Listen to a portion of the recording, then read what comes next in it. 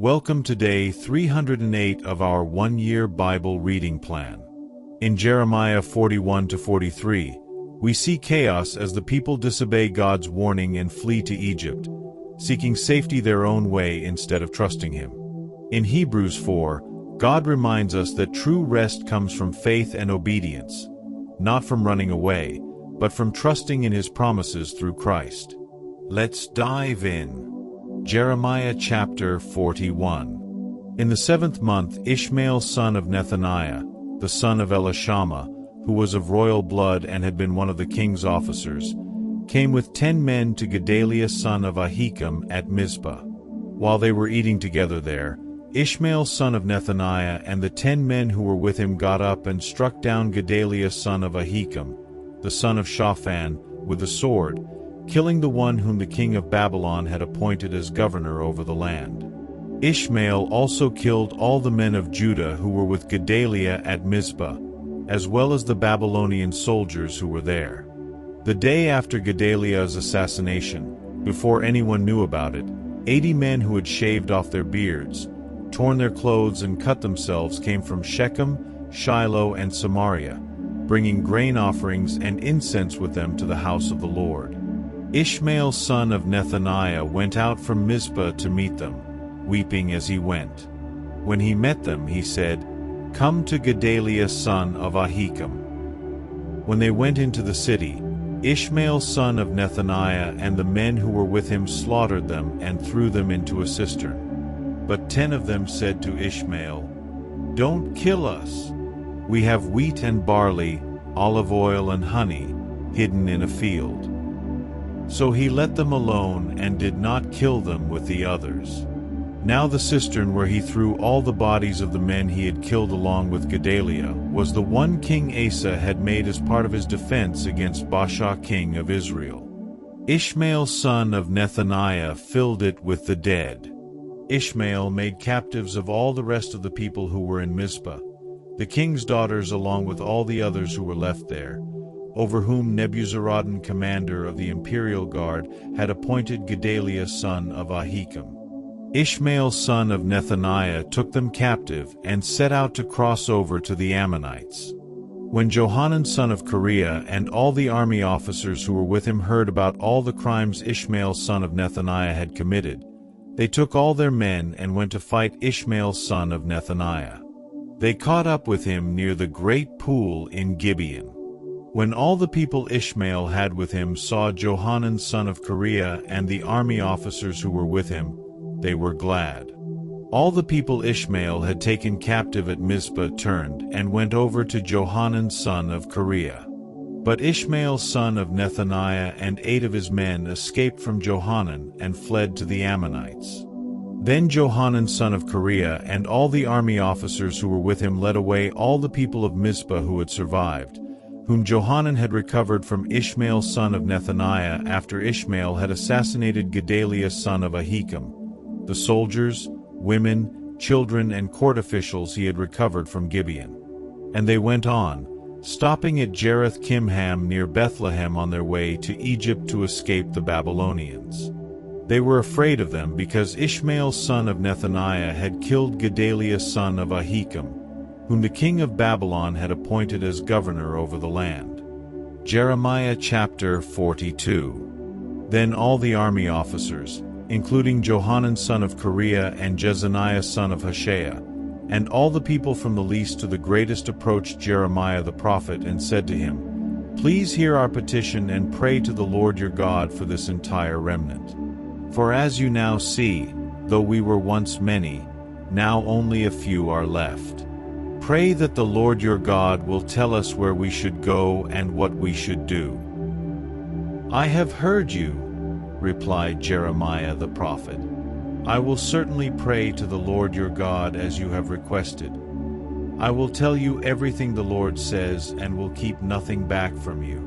Then they said to Jeremiah, "May the Lord be a true and faithful witness against us if we do not act in accordance with everything the Lord your God sends you to tell us. Whether it is favorable or unfavorable, we will obey the Lord our God, to whom we are sending you, so that it will go well with us, for we will obey the Lord our God." 10 days later the word of the Lord came to Jeremiah. So he called together Johanan son of Kareah and all the army officers who were with him and all the people from the least to the greatest.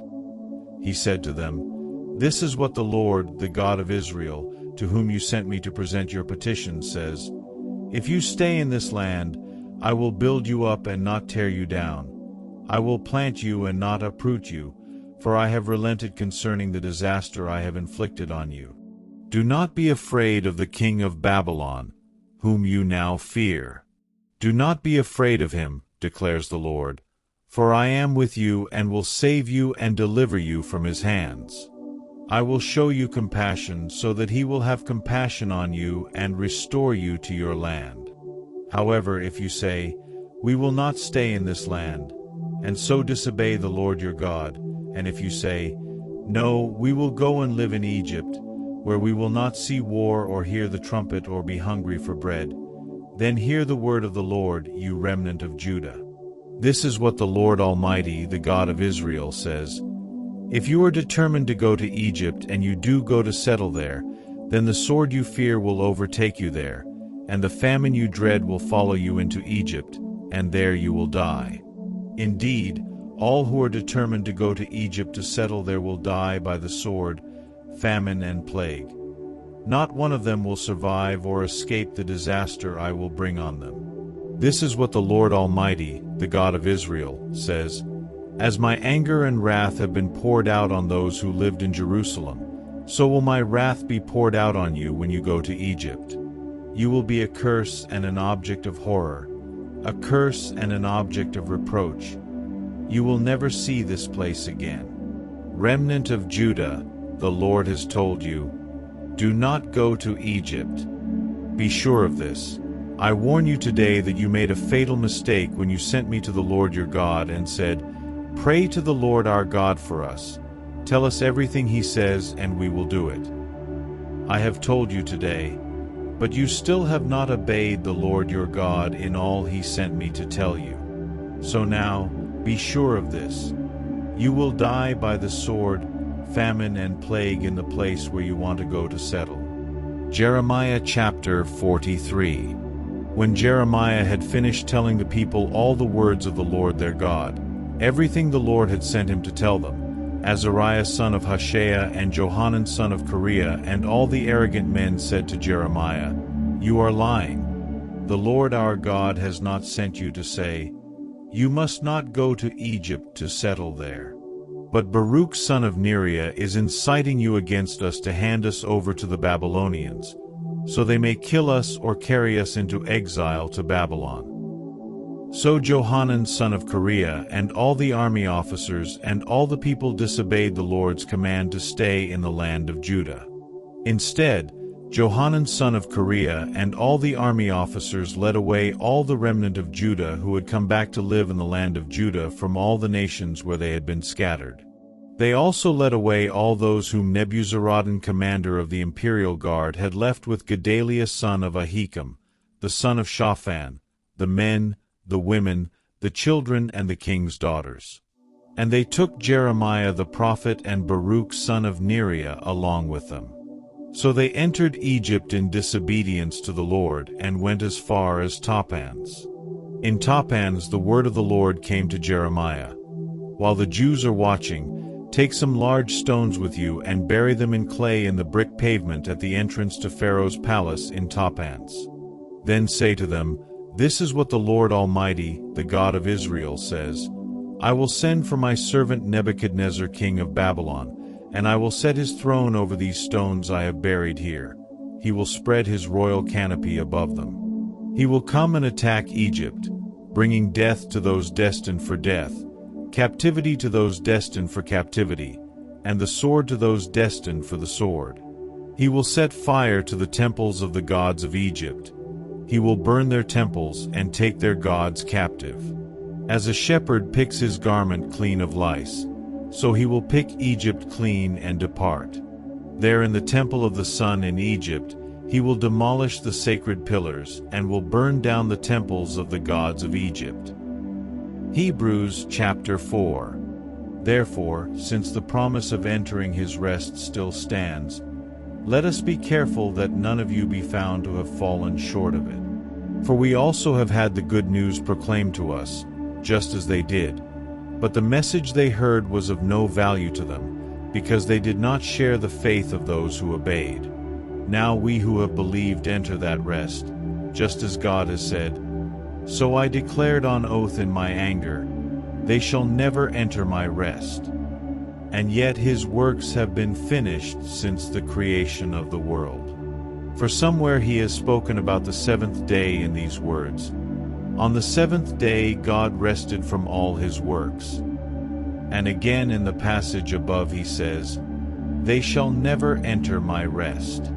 Therefore, since it still remains for some to enter that rest, and since those who formerly had the good news proclaimed to them did not go in because of their disobedience, God again set a certain day, calling it today. This he did when a long time later he spoke through David, as in the passage already quoted, "Today, if you hear his voice, do not harden your hearts."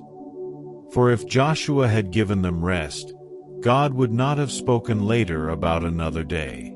There remains, then, a Sabbath rest for the people of God. For anyone who enters God's rest also rests from their works, just as God did from his. Let us, therefore, make every effort to enter that rest, so that no one will perish by following their example of disobedience. For the word of God is alive and active. Sharper than any double-edged sword, it penetrates even to dividing soul and spirit, joints and marrow. It judges the thoughts and attitudes of the heart. Nothing in all creation is hidden from God's sight. Everything is uncovered and laid bare before the eyes of him to whom we must give account. Therefore, since we have a great high priest who has ascended into heaven, Jesus the Son of God, let us hold firmly to the faith we profess. For we do not have a high priest who is unable to empathize with our weaknesses, but we have one who has been tempted in every way, just as we are, yet he did not sin. Let us then approach God's throne of grace with confidence, so that we may receive mercy and find grace to help us in our time of need. Thank you for joining today's Bible reading.